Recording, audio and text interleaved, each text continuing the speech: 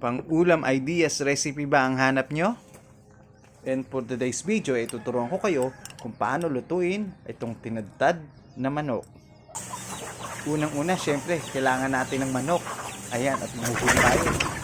At pagkatapos niyan, lilinisin lang natin ang ating nahuling manok. At itachop lang natin siya sa maliliit na piraso. At naganda rin tayo dito ng bawang, sibuyas, at meron din tayong dinigtig na paminta, at syempre, sili. At andito rin ang ating suka at ang ating toyo. Okay, ang gagawin lang natin pagsasama-samahin lang natin lahat ng ating ingredients. Katulad ng ating hiniwang mga manok. Isusunod din natin ilagay ang ating bawang.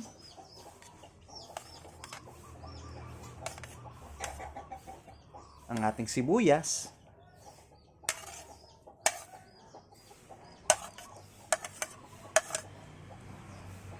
At syempre, ang paminta. At hindi rin natin kakalimutang ilagay itong ating siling pula.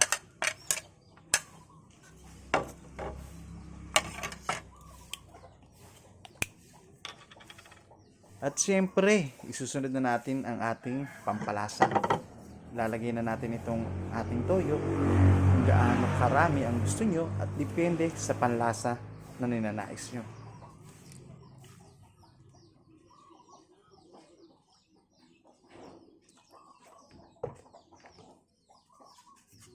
Isusunod na rin natin itong suka. Katulad ng toyo, depende na lang din sa panlasa nyo kung gaano karami ang gusto nyong ilagay dito sa ating tinadtad na manok.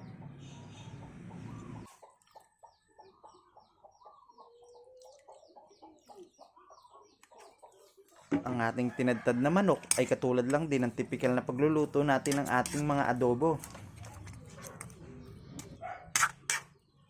At pagkatapos niyan maaari na natin itong takpan at pakuluan hanggang sa lumambot ang ating karne ng manok.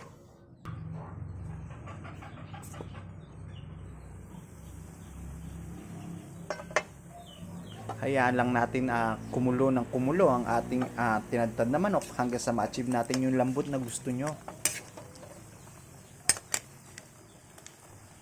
At kapag natuyo na ang sabaw na pinagpakuluan natin dito sa ating tinadtad na manok, nangangahulugan na luto na ito.